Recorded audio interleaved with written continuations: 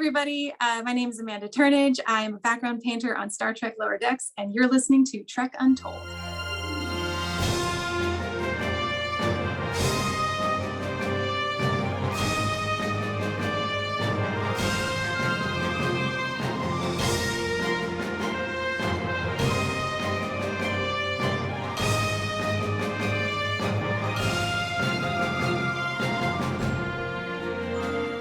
Hello and welcome to Trek Untold, the Star Trek podcast that goes beyond the stars. I'm your host, Matthew Kaplowitz. One of the highlights of the many new Trek shows that launched in the past few years for me has easily been Star Trek Lower Decks.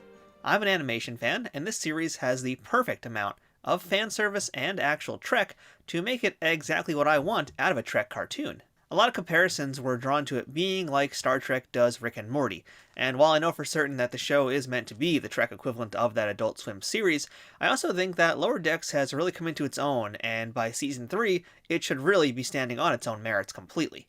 This week, we have our first behind-the-scenes person from Lower Decks, and that's artist Amanda Turnage. Amanda is a background painter on Lower Decks, a job that requires an intricate attention to detail, color theory, and understanding space and perspective to make a convincing location for the animated characters to interact within. Amanda's career has been very diverse, and her time in the animation industry has also included working as a character designer on Moonbeam City, a color stylist on Turbo Fast, visual development artist on Trolls The Beat Goes On and Cleopatra in Space, and work in a lot of other series as a freelancer with DreamWorks, Titmouse, and Universal Animation. It's rare for someone to jump around in so many different roles in animation, but as you're going to hear today, Amanda is wildly talented and has a lot of great insight into her work and the industry. This is also Amanda's first time ever being on a podcast, so I am happy to say we have another person to add to the Trek Untold list of firsts. And I can assure you all that she did a great job handling my barrage of questions. So let's get ready to meet our first guest from the world of animation and part of the amazing team that makes Star Trek Lower Decks happen, Amanda Turnage. But before we begin this week's episode, I want to remind you about the different ways that you can support Trek Untold. If you're in a position to help us financially, we have a Patreon page at patreon.com/trekuntold, where you can support us for as little as $2 a month. Joining on higher levels allows you to have early access to the latest episodes, knowing in advance who our guests will be before anybody else finds out, or even the chance to submit questions to some of those future guests, and maybe your question might be heard on that episode. Shout out to our sponsor, Triple Fiction Productions, who create 3D printed toys and prop replicas inspired by Star Trek. Their items come in all shapes and all sizes and are always amazing, but you're going to hear a little bit more about them later on in the show. But most importantly, I need you to leave a review and rating on iTunes or wherever you're listening to Trek Untold. 5-star ratings and positive reviews help this show pop up when new listeners search for Star Trek podcasts and make sure that they know they're listening to something that is worth their time. If you're watching this episode in video format on YouTube, please leave a thumbs up, share the video, and of course, comment there as well. Interacting on all these platforms is a guaranteed way to spread the word about Trek Untold. So if you've been a fan of this show, please do take action in whatever way you can and help make sure that Trek Untold can reach more listeners just like you who are going to love this type of content. And don't forget to follow us on our social media pages, which includes Twitter, Instagram, and Facebook. All you need to do is type in @TrekUntold on any of those platforms, search for us that way, and you will find us just like that. You can also watch the video version of this episode on our YouTube channel, which you can subscribe to at youtube.com/nerdnewstoday. The video versions are released on Sundays, so the audio version will always come first, but if you prefer watching it, that's the way to do it. We also do a lot of other Trek-related content there, including toy and book reviews and plenty of other stuff, so you might want to take a look too, just so you can indulge and get yourself a new daily dose of Trek nerddom however way you like to get it. Now, without further ado, let's bring in this week's guest and get this episode started. Computer, beam in this week's guest. And welcome back to Trek Untold, and now joining us on the other side of the screen here, we've got Amanda Turnage, our very first person in the animation industry we're talking to on Trek Untold. Amanda, how are you today? I'm great. How are you? I'm awesome. I'm very excited to chat with you because I've always wanted to do animation. I've done a little bit on the amateur level, but originally my whole thing in college is I wanted to go into animation and storyboarding. Things happened, it got all weird, but I still love talking to animators and learning about what you guys do, and I'm super excited. So let's just go ahead and jump right on in here. And Amanda, what's your earliest memory of Star Trek? My earliest memory of Star Trek is watching it with my dad. Back when Next Gen was coming out, I just remember, my dad would come home from work, we'd all have dinner. And afterwards, if it was a Star Trek night, we'd, go into the TV room and like cuddle up and watch some Star Trek. I think we watched Deep Space Nine as well. Yeah, it was just like a really fond memory, just bonding with my dad over something nerdy. Now, was your family like big Star Trek nerdy fan folk, or not so much? I mean, not so much. I think my dad was, a big Star Trek fan. I think my brothers were more, of the Star Wars leaning, and my mom kind of wasn't necessarily interested in sci-fi stuff. So I think it was mostly just me and my dad that were the Star Trekkers. All right, cool. Now, I'd like to get a little bit of background information about you. So, can you tell us where you grew up, what your parents did, and what you wanted to be when you grew up? So I grew up in the Bay Area, like a little bit outside of San Francisco, in a city called San Mateo. My parents, my dad was kind of a businessman. I don't quite remember what he did specifically. He worked for a company called Itron, and he was head of sales, I think, for that company. So just business, he'd wear a suit and carry a briefcase and go do business, and that was my dad. And my mom was an accountant, and she also, there was a few years where she was a stay-at-home mom. So those were my parents. And I also had two older brothers, John and Chris, and a cat named Nikki. So that was my family. Growing up, I didn't really, consider art a career that I could do. I think when I was really young, around middle school, I wanted to become a veterinarian. So I was watching a lot of like Animal Planet and like emergency vet shows and things like that. And it wasn't until I went to high school and I started kind of digging more into art. I was watching a lot of anime back then and drawing a lot. And that's when I started, wanting to kind of pursue art as a career. It's kind of fun because you basically have parents who are working in the most non-artistic thing possible, basically tech and accounting. That's like the opposite of what artists really want to do in their life. Yes. Yes. I think they were, a little disappointed when I, went from wanting to be a veterinarian to an artist, but they've still been incredibly supportive to me in, my endeavors to become, working in animation. And they've always been such a wonderful, loving, supportive source for me. So I'm grateful for having them as my parents. Now, did you go to art school once you finished high school, or did you do something else first? I originally went to school for fine art. That was the original plan. Yeah, it wasn't until I moved down to Los Angeles. I think, after I graduated from UC Davis, I kind of didn't know what to do with my life. I was kind of just working, administrative jobs. I made the decision just to move down to Los Angeles because it was just something new. It's just such a creative city. There's so much, entertainment wise, there's just so much going on down here. And I just wanted to be around more people like myself, just people more creatively driven. So when I moved down here, I kind of, again, was kind of struggling just to kind of find my place. I had a job at UCLA that didn't pan out. And I was unemployed for a little bit in around 2009, 2010 during the recession. It was a bit rough. I ended up temping at several different, businesses, law firms, accounting firms, entertainment studios like Fox and CBS. And eventually I decided to just go back to school and go into potentially game design to try and take my artistic skills and put them towards like a practical career. And eventually game design kind of, I enjoyed doing game design, but we also had the animation major that was going on in the same school. I was going to the Art Institute at the time. And I just remember just kind of gravitating more towards those classes and those groups of people and those professors, and ended up switching majors.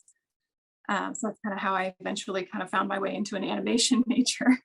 So it was basically kind of more just the practicality of potentially getting more work. That was kind of the initial theory behind it. Yeah. I like the idea of having a job where I was doing something that I, enjoyed. And who doesn't, doing administrative work for so many years, it just wasn't fulfilling anymore. I wasn't really connecting too much with my peers there. I've definitely made a lot of friends in some of those jobs, but I just, I would look over at people who are working in those entertainment jobs, and I was just like, I want to be there. I want to work, somewhere in there, and I want to be around more creative people and more creative minds. And yeah, that's kind of ended up what drove me to kind of just start going back to school and just try and make this work.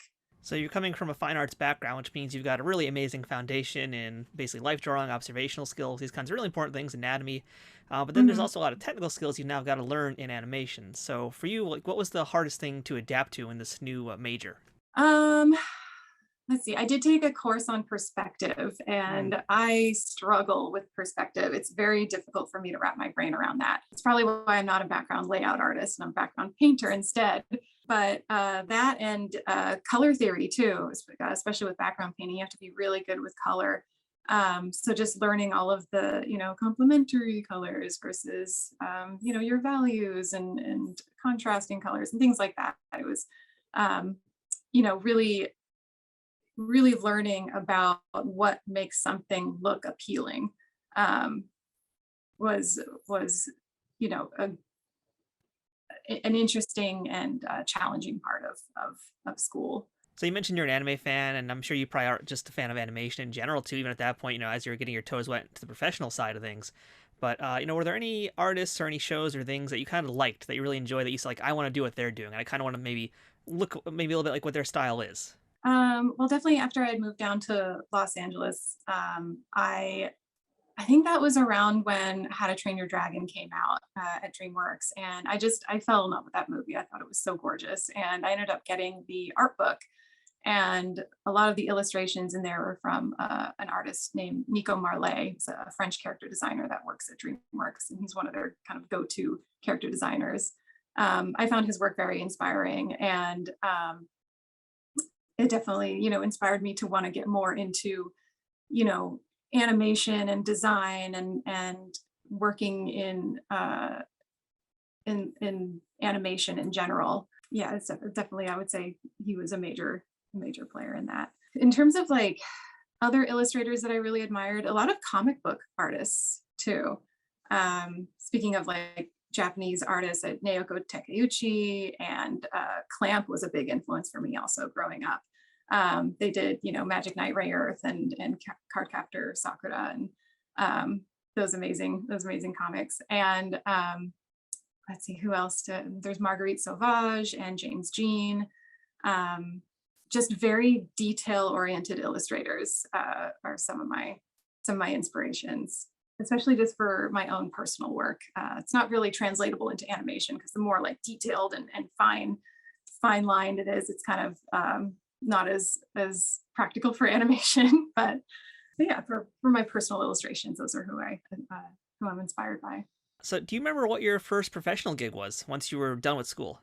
Let's see, first professional gig. Once I finished so I guess there's like going to be a two-parter because there was my first professional gig when I finished fine art, and then my first professional gig when I finished animation.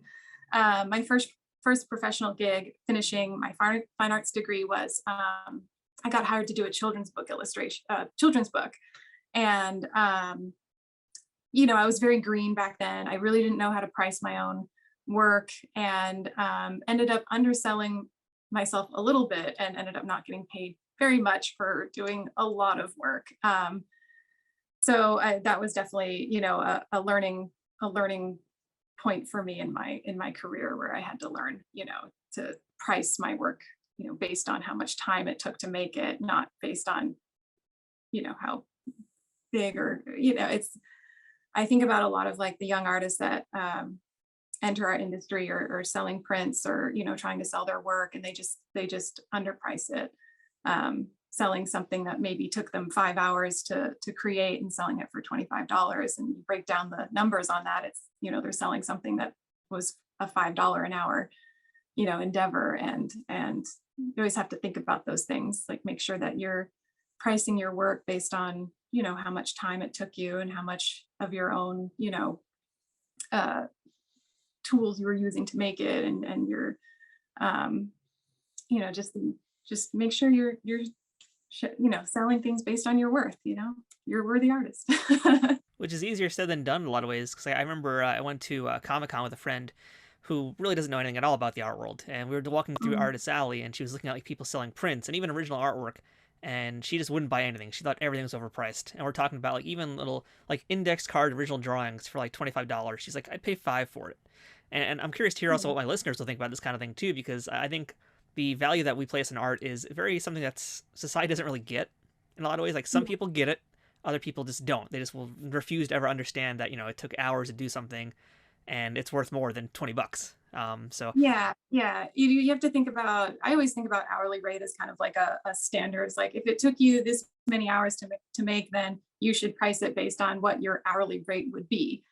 But then you also have to think about, yes, it took this many hours to make, and maybe it's a sketch that only took the artist like 20 minutes to just bust out really quick. But you have to think about all the years they took to learn how to do that. They went to school, they went to college, they put all this effort and money into learning that skill. And so you have to kind of factor that into what you're paying for. You're paying for art. You're not just paying for something somebody just threw down really quick. Like it's you're paying for their skill. and do you remember what your first animation gig was? My first animation gig was at Titmouse, actually. I was still at school at the time, and I got an internship working for Titmouse. It was kind of an odd job. It was some project we were doing for I think it was Amazon, and it was coloring in animatics. I think for their marketing research. I'm not sure what the specifics were on that, but all I remember was that I was coloring animatics, coloring in. And I think that's what, I was able to showcase my abilities to just kind of like work with color really well. And from there, they offered me a job on King Star King, which was my first, actual television show that I got to work on. And that one was like an adult swim show. And I did color design for that one. And that was a J.J. Villard show too, right? That was, yes. He has got to be an interesting character, I'd imagine, considering his work is pretty far out there. Yeah, yeah, he was such a joy to work for, though. He really loved his artists and he loved his team. I've never met anybody so hyped to work in the industry and to create what he wanted to create. He was quite the creative genius, and yeah, quite a character to work with. He was always such a blast to be around. Now, as you're coming up in the industry too, I mean, did you get any mentors, if you will? Was there anybody there that was like kind of like maybe taking you under their wing, kind of showing you the ropes, and really taught you something that you continue to use this day? Oh yeah, sure. After I worked on King Star King, I got hired onto Moonbeam City. Initially, I was working on that show as a color designer, but at some point they needed help with character designs. And the lead character designer on that show, her name was Jojo Park, and I became her assistant and was promoted to the role of just helping her turn her characters. So she would design the characters, and then I would take them. I would kind of like do the side view, the front view, the back view, etc. And I learned so much from her about character design, especially character design turning, which is really, really difficult to do it precisely. And she had all these like really great tricks for how to do it efficiently and quickly. And I still use those tricks today. And when I'm doing character design work. And also she was just like this really fun, amazing person to be around. So yeah, I'm really grateful for, all I got to learn from her. And she was definitely one of my first mentors. So let's get real granular here. Let's actually talk about what those tips and tricks were, because I am very interested in the whole turning thing. If people don't know what that is, I'm going to have examples in our video version. But that's essentially when you turn a character, how they have to stay on model, which means they need to look exactly the same as they did when they were in their front view, in their three-quarter view, in their profile view from behind. So that is something that is, as you mentioned, very, very difficult to do and do it consistently. So what are some of the tricks of the trade that any aspiring animators out there listening today can learn? Oh, geez. Putting you on the spot now. I know. I'm just like, some of it's hard to describe without having like the Cintiq in front of me. It's like you do it this and you just copy and she taught me, I think one of the tricks she taught me, in order to keep things, with a character turn, everything has to be very level. So, all the eyes have to line up, under the nose, it all has to line up. The chin all has to line up. So that when it turns, nothing's like kind of jumping around. Before I learned under JoJo, I was kind of like drawing that horizontal line and then like trying to draw the character at side view next to the 3/4 and just kind of being like, is it matching? And she taught me to, turn those characters on top of each other, to make them transparent, put the character, the side view on top of the front view, and to kind of draw it that way. And to also reuse a lot of my lines from the 3/4. So, if I was using, if I needed the arm and I needed to use it in the side view, I just take the arm off the 3/4 and slap it on the side view and then just kind of like adjust it. So that even your lines are just like exact and matching up. So yeah, it made the process much faster, and especially on a show where it was just like we had to get stuff out really quick. It just made things way more speedy. That's a damn good tip. I'm stealing that one. Stealing my secrets. Trek Untold will return momentarily. Trek Untold is brought to you by Triple Fiction Productions. Triple Fiction Productions produces affordable and unique 3D printed Trek-inspired products from the original series, Next Generation, Deep Space Nine, Voyager, Enterprise, and the movies. Ranging from prop replicas to use in a fan film or cosplay, to accessories or playsets for figures in all different sizes, Triple Fiction Productions has got you covered. Past pieces for toys have included large centerpieces like 10 Forward from the Enterprise D, shuttlecrafts complete with working lights, and the Voyager Bridge, with smaller pieces including Borg alcoves, the Genesis device, and the dreaded arch-enemy of Worf, barrels. All highly detailed products are 3D printed and hand-painted in the USA, with new items added all the time, while simultaneously improving their printing quality based on fan feedback. To learn more about their products, visit triple-fictionproductions.net or visit them on Facebook at facebook.com/triplefictionproductions. Want to get 10% off your next purchase? Use code UNTOLD10 at checkout to receive this discount. Not applicable during sales or clearance events. That's code UNTOLD10 to get 10% off action figure dioramas, accessories, and prop replicas. Triple Fiction Productions, taking Star Trek where no 3D printer has gone before. Hi, I'm Jonathan Frakes. If you're of a certain age, you may remember me as Commander Riker from Star Trek: The Next Generation. And my wonderful brother Daniel died with pancreatic cancer 24 years ago.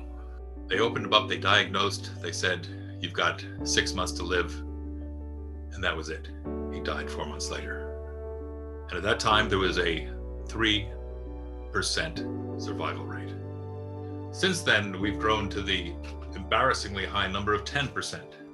But a dear friend of mine, and probably all of yours, Kitty Swink, is one of those 10%. She has survived pancreatic cancer for 17 going on 18 years.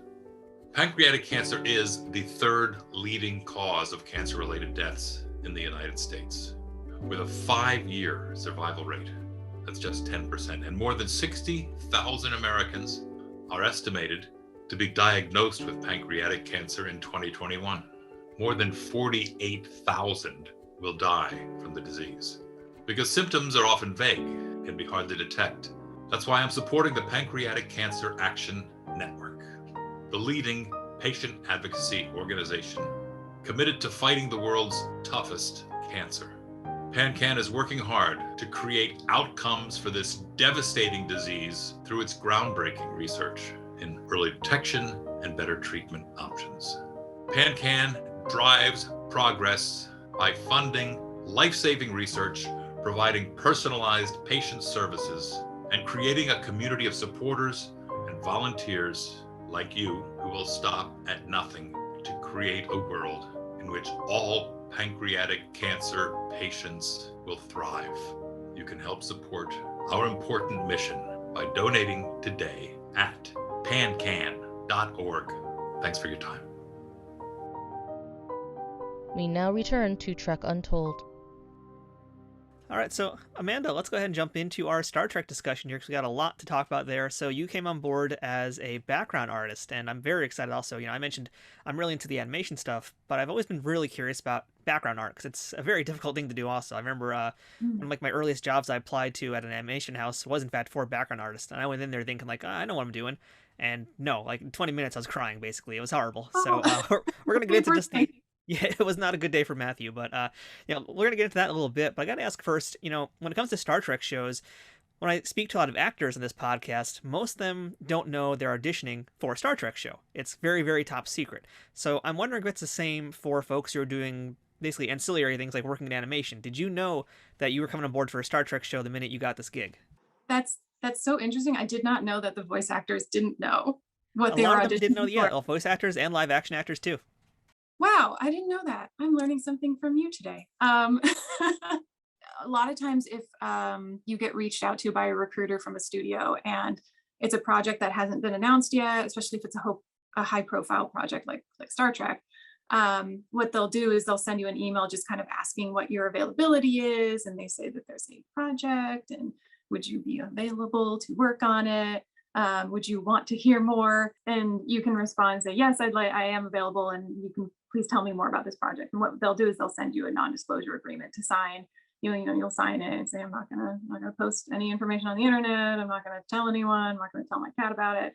You send that back and they'll tell you a surprise. It's Star Trek. We want to, we'd like you to start working on that. In this case, however, season 1, I did freelance for the first season of Lower Decks, and at that point, it was already announced. So there was no need to be, secretive. When they asked me to work on it, they're just like, it's Star Trek. Do you want to work on it or not? And it was, of course, a big yes. Now, looking at your resume too, you've done a lot of different things in animation, which I'm going to talk to you about a little bit later as well.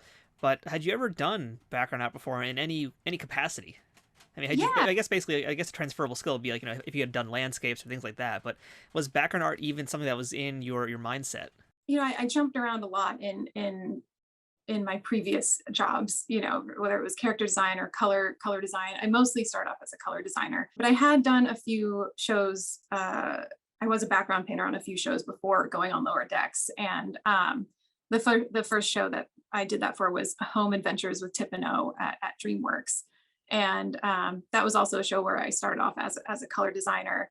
And then at some point, asked to be given the chance to do some background painting and see if I could, get a little promotion and get bumped up. So I did do a few background paintings for that show. I did some background paintings for a company called Strange Beast that is over in London, and I did backgrounds for these animated commercials for a mortgage company. So I briefly did that, and then at DreamWorks later on, I worked on a show called Cleopatra in Space. Again, doing color design, but also doing background painting, and I loved working on that show. The backgrounds were just so fun to work on because that show also takes place in space. So there was a lot of like spaceships and planets and stars, and I love painting that stuff. So I think that was the last show I did backgrounds on before going on to Lower Decks. So tell us a little bit about what the workflow is at Titmouse when you're doing a show, especially because you're doing background art. So I'm not even sure like how to even place you into the process. So normally I'd ask my guests, start to finish, how's the process? But that's a really long discussion in animation. So I guess more so, yeah. So more so, where does your job fit into the workflow? So color and background paint are kind of like the last leg of the design pipeline. So once, they get the black and white, characters and props and effects, and our layout team does the black and white, lined backgrounds, that'll all get transferred over to the color team. So the color designer will put color on the characters and effects and all their lighting, and the background paint team, kind of just to break that down a little bit further, when we get layouts and things like that, our color paint supervisor, Claire Length, she'll usually do what are called color keys. So she'll take some of the key backgrounds that we'll have for an episode, and she'll just do a really quick, rough color pass on them, just to kind of give us a starting point, like, oh, it's going to be, nighttime, and we want this to be purple and this to be blue and this to be that. And so it's just like a nice, jumping off point for when we actually get the file and we start doing paint. And from there, we'll, paint the backgrounds and specific to our production, we have our main background painters on in the LA is Titmouse, even though it's work from home, so everyone's everywhere. But like we have our main background paint team, and we'll do kind of the key establishing shots. And then from there, things will get shipped to our Vancouver paint team, and our Vancouver studio will do any of the additional background paintings, from the establishing shots. So if there's an establishing shot of a city and they go into the city and there's other views of the city, they'll use our keys to paint the rest of the shots. And then from there, I think usually goes on to animation and other things that are more complicated. Now, looking at when you kind of started professionally in animation, I think it's safe to say that you probably haven't had to work much using like traditional cells and hand painting backgrounds or hand painting any artwork like that, right? No, I think I just missed that era when I got into animation. I wonder if it's something that, any sort of show in the industry would bring back at some point, because I think doing hand painted backgrounds would be really fun. I think, if I'm not mistaken, SpongeBob SquarePants still does hand painted backgrounds. I'm not sure. Don't quote me on that one. But yeah, everything we do is digital. So specific to lower decks, we mainly use Photoshop to paint our backgrounds in. Photoshop is a big one. That's pretty much an industry standard also. But generally speaking, for what you do, what are the tools of the trade that you guys use? I mean, I know you mentioned that you got a Cintiq and you just mentioned Photoshop, but really, what are all the tools that your department is going to be specializing in? Well, definitely Cintiqs, definitely need those. We need color correct monitors so that we make sure all the colors are coming out, crisp and correct. And the worst thing is working on a file and realizing that your monitor was leaning towards green a little bit too much, and you turn it in and it's like, oh, it's really green. I didn't mean it to happen. So those are kind of the hardware that we need. Really good computers with very good graphics cards and good RAM, because Photoshop eats RAM like crazy. And program wise, Photoshop.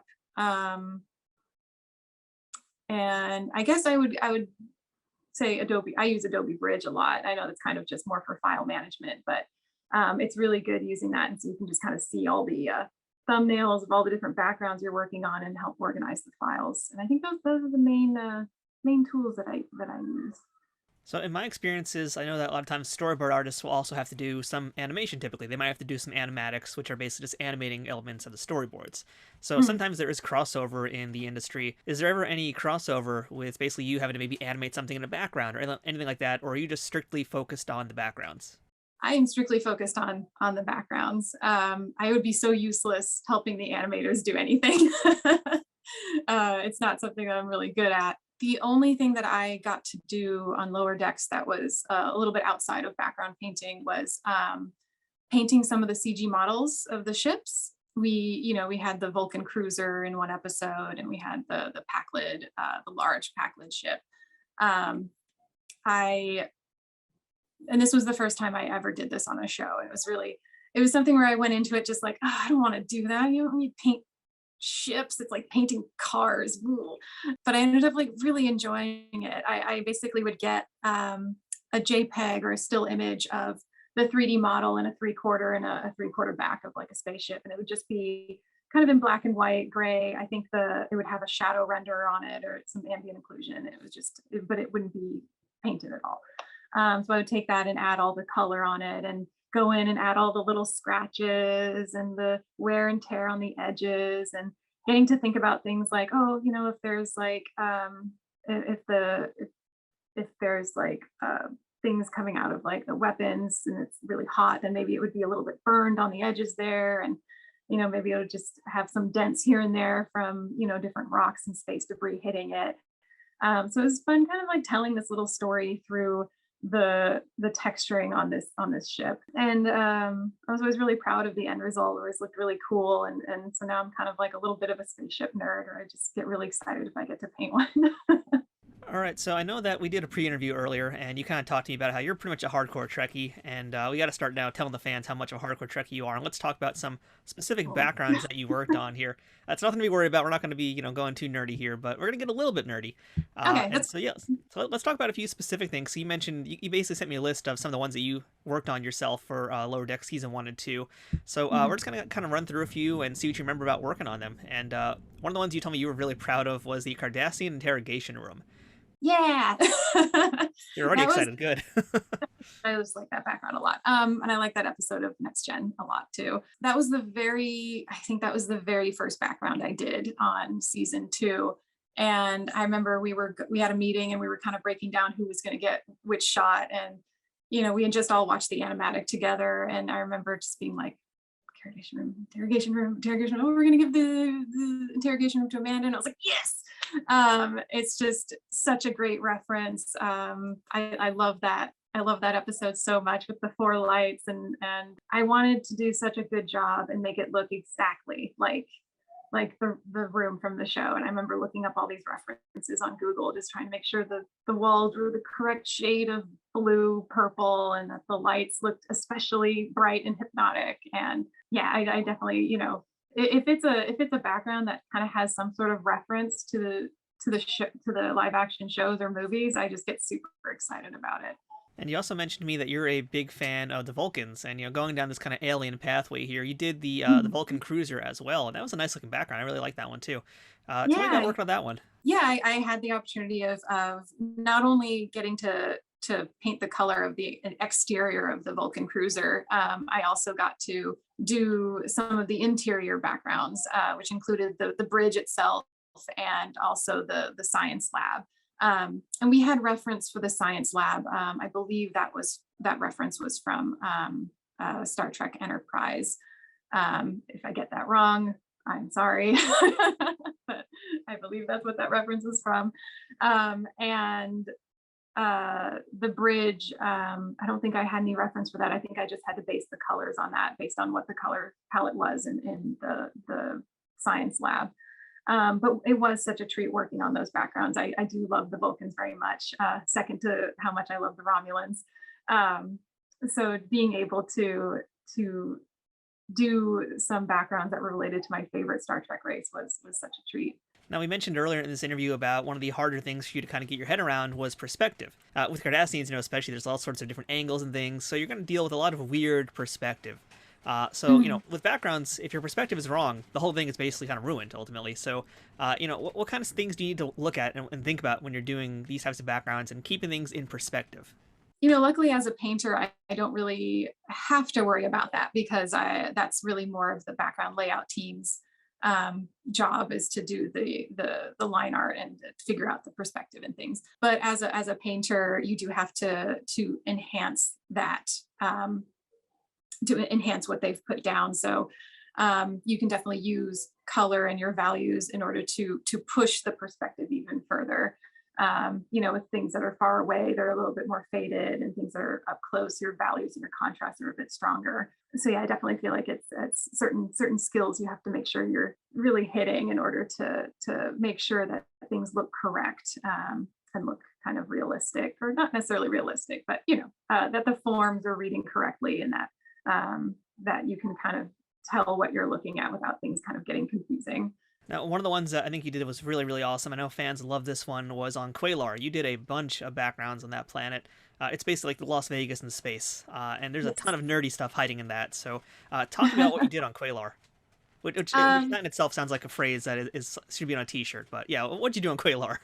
Yeah, let's talk about Quaylor. So that was another one where, Claire gave me some color keys to work off of for that one. And it was very needed because especially that establishing shot where Tendi and Mariner are walking into the street, and you just see this vast, immense neon lit, strip of stores and shopping areas. And it was so detailed. That was probably the background that took me the most time of any background I've ever worked on. And having Claire's color keys was just so helpful. But I remember at that time I was, I think that was during Christmas this last year.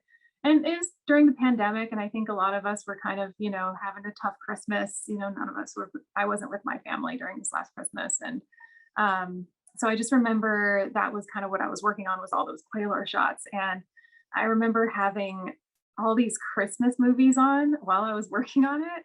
I think I went through all of the Santa Claus movies, all of the Home Alone movies.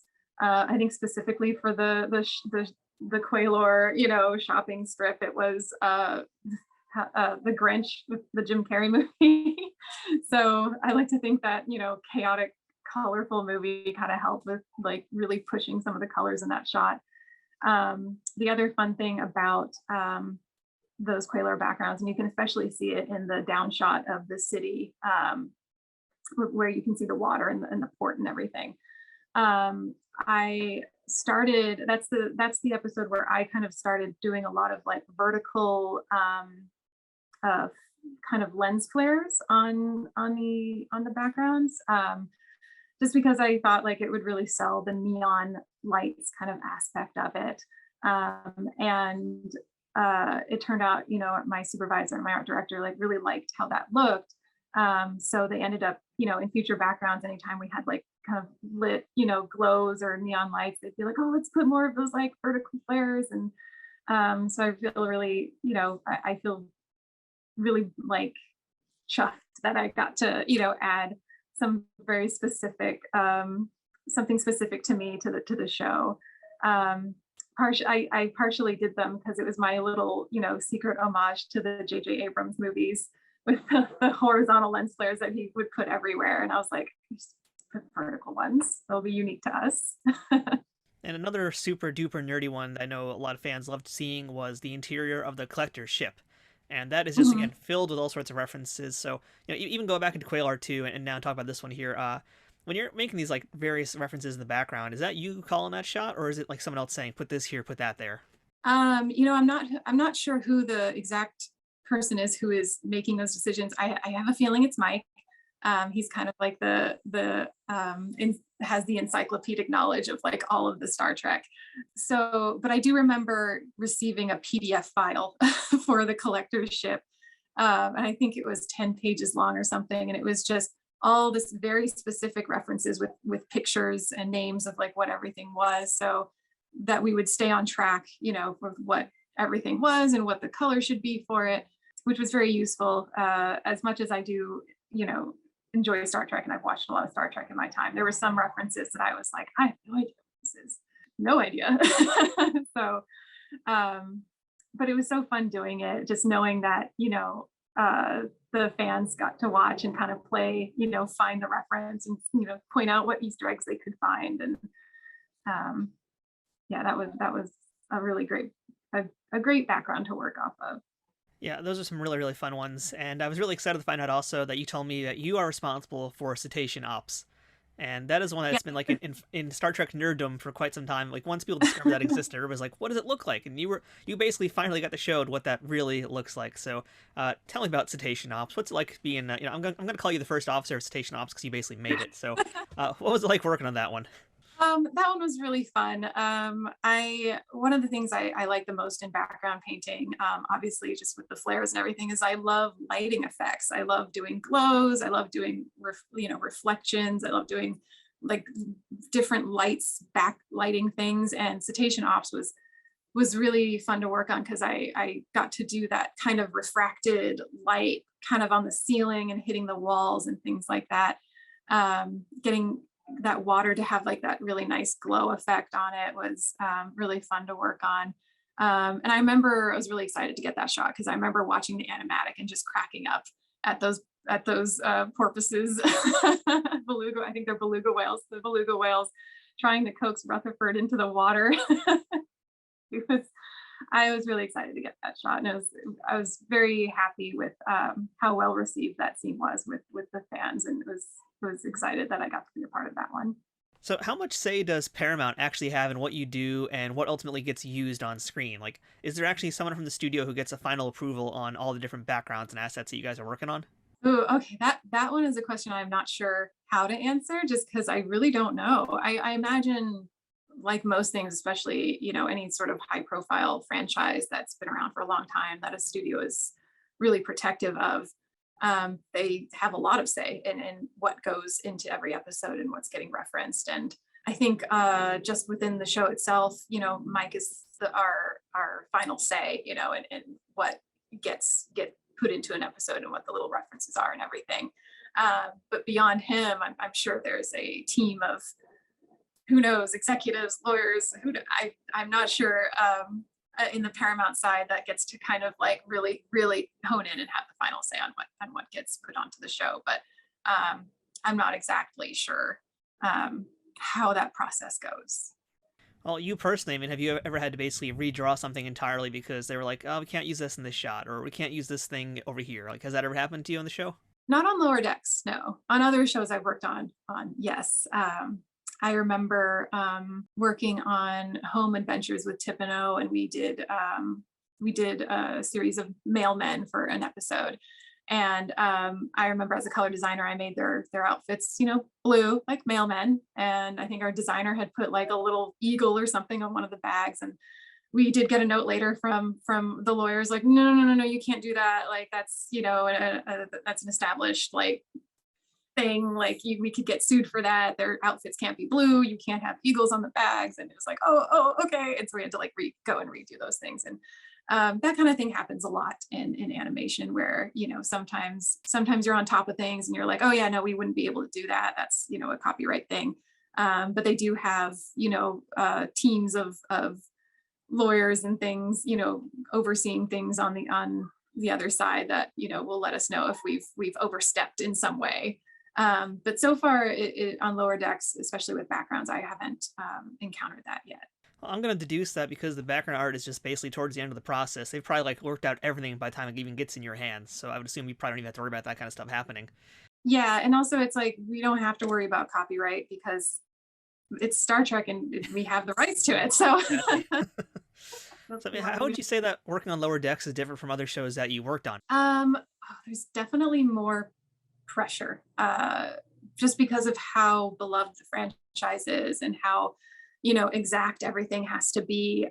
There's definitely this pressure of making sure it looks good and making sure things are accurate. And there was one, I as a fan, I always try and make sure that I'm painting things correctly. We do get PDFs with like the Easter eggs and things like that, but sometimes we don't, and sometimes it's just I just have to be kind of aware. There was one spaceship that was in some parking lot that I did. I'm not going to mention which one it was, but I painted one of the ships in the parking lot incorrectly.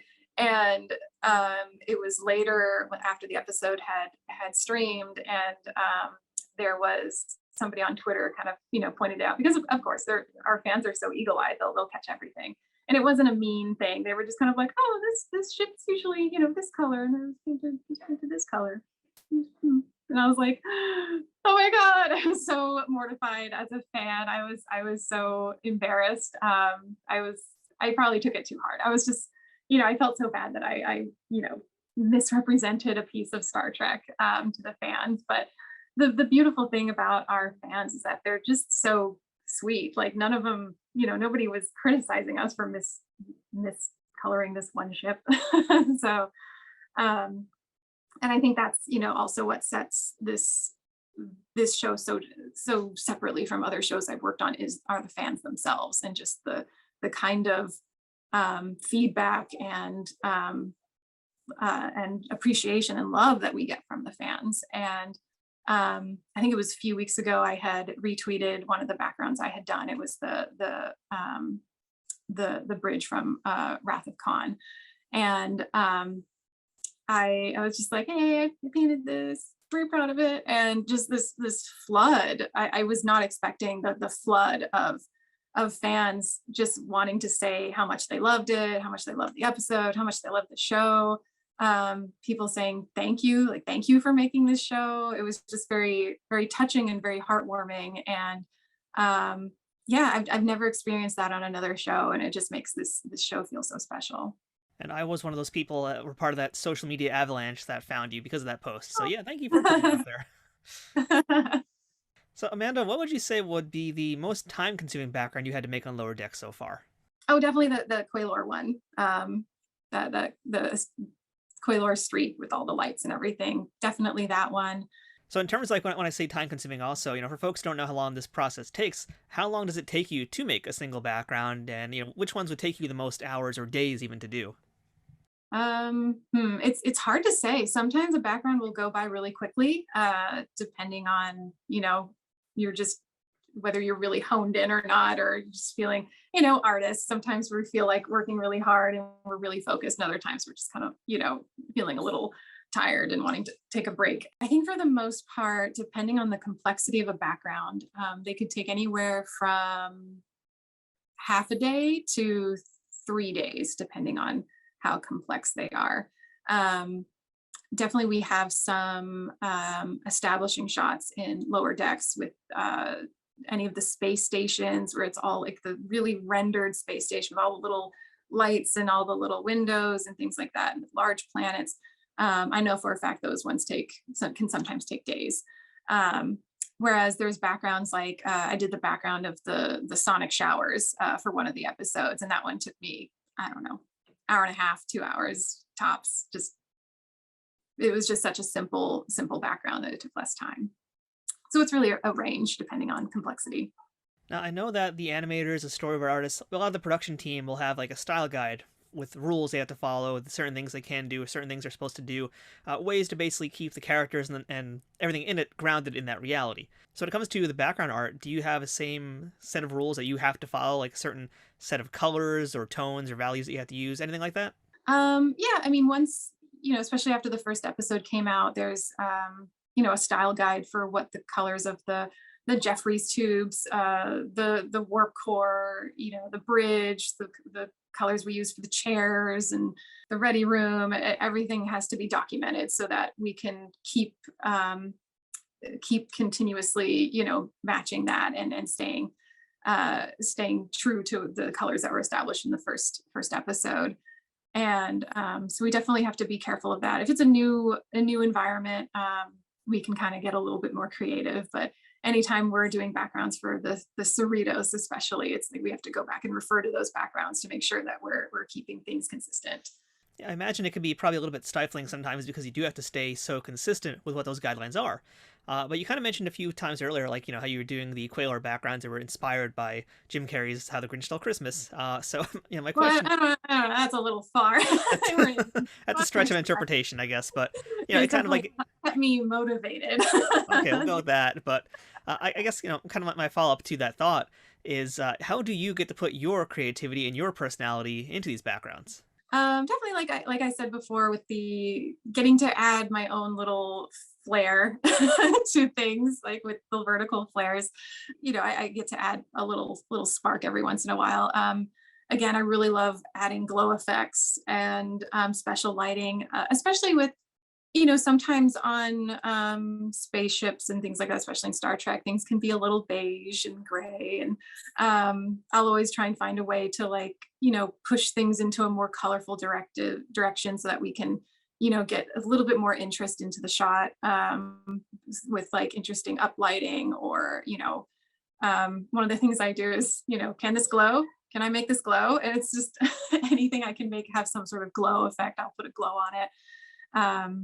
Yeah, and especially with the flares, the vertical flares, again, it was just really nice that, I had an idea for something and it was received well by my supervisor and my art director, and it was carried over into future episodes. So now, you can correct me if I'm wrong here, but, I've talked to guys who were even like editors or VFX people on the new Star Trek shows, and they've gotten to spend time with like Jonathan Frakes or other cast members or some of the actors, producers, whatever. But, you guys are working basically in your bubble at Titmouse, where you don't really get to interact with these people. So, you don't get to have those same experiences, but you do get to have something else that we don't, and that's really first access to a lot of things that we have to wait months to see. So, for example, having Commander Riker suddenly show up in Lower Decks and having Ensign Sonia Gomez finally show up as Captain Sonia Gomez. So, I'm curious, I imagine that you guys all get together and watch the final exports once they're all done. So, how much of a secret is it? Like what kind of reaction is there when you guys see like Riker on screen for the first time in years ever on the Titan? I mean, it's definitely really exciting. We know pretty far ahead in the production, like who's going to be in episodes. especially since when the animatic comes out, sometimes the voiceover work is already there. So we'll be able to be like, oh, that's so they got Jonathan Frakes to do Riker, ooh, it's so exciting. And like, so we, we do get to know ahead of time, like who's gonna be like a voice actor for our show.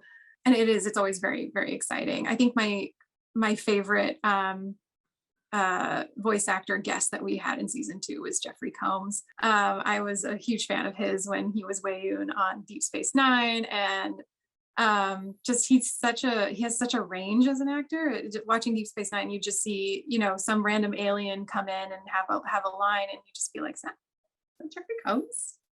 Is that Jeffrey Combs? And he played like so many different characters. And so when I saw that he was going to be playing that little like evil computer in that one episode, I was just ecstatic. I was so excited that we got him to do a voice on the show. But yeah, it is a bummer, if we were working in the studio and not doing the work from home thing, and the pandemic wasn't an issue, we'd all probably have more of a chance of being able to like meet these actors when they came in to do their voiceover work. But it depends. Sometimes actors have their own recording studios that they prefer to go to. But there were a few times when I was working at Titmouse in Hollywood, working on Moonbeam City, that some actors did actually come in to record at our studio. And so that was a real treat being able to meet some of them. Your resume shows you as someone who has done a lot of different types of work in the industry, like we alluded to earlier, and how you've already talked about a few of those things that you did. So, to kind of recap, you've done visual development, you've done character design, you've done color design, and right now in Lower Decks, you're doing background art. So that's, I feel like, a pretty uncommon thing to have somebody in the industry just jumping around into so many different positions. Because normally it's like you're kind of just doing the one thing and staying within your lane, essentially. But you're really spread out. So what do you attribute to the ability to be that flexible? Getting bored so easily, I guess. That's a good answer. I think I do have a tendency to need novelty in my work. I when I was doing color design, that was fun for a while, but then I was like, oh, I want to try something else. I want to try character designs and background painting. And I think I was kind of the special case where, I really did want to narrow down which one of those things to focus on, but I never could. It was always, an art director would prefer me for character designs, and another art director would prefer me for background painting.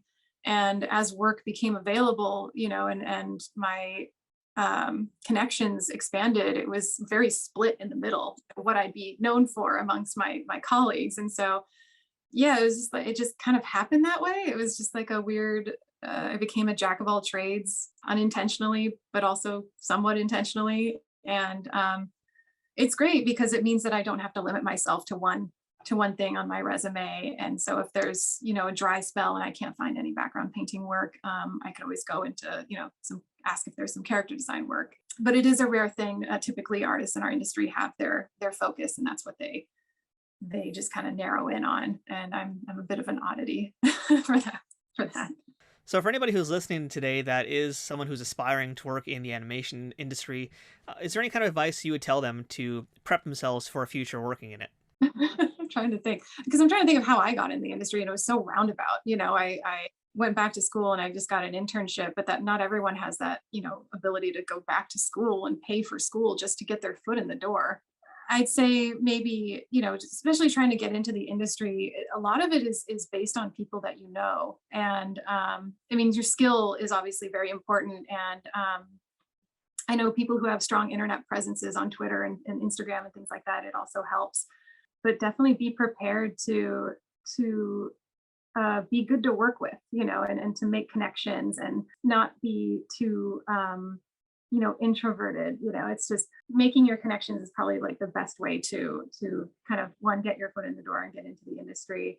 And just being pleasant to work with in general is great, because it is what gets people to call you back, because they want you on their team, because they enjoy working with you. So I would say, any opportunity you have to make your connections in the industry is important. And I think one of the ways to do that is to definitely take classes.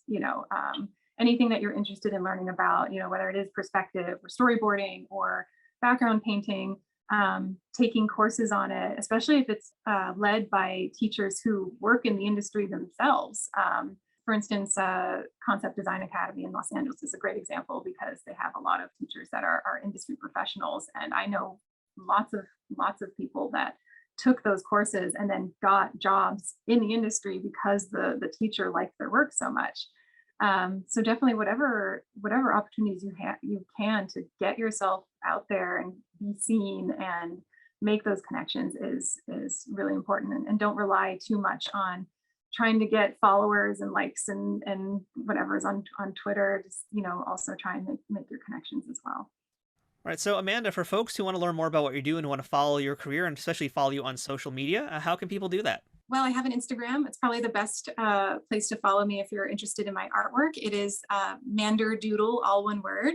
And I do have a Twitter account. I post art on there sometimes, but mostly I'm posting memes and jokes, and I don't expect anybody to really want to follow that. So my Instagram, again, is Manderdoodle if you'd like to follow me for my art. So everybody out there, go ahead, follow Amanda on social media there. Give her all the follows and give her memes all the likes. Yeah, give me memes. So Amanda, last thing for today, I feel like you actually kind of already answered this earlier in the interview, but I'm just going to ask it again because that's how we do things here. What's the best thing about being a part of the Star Trek universe?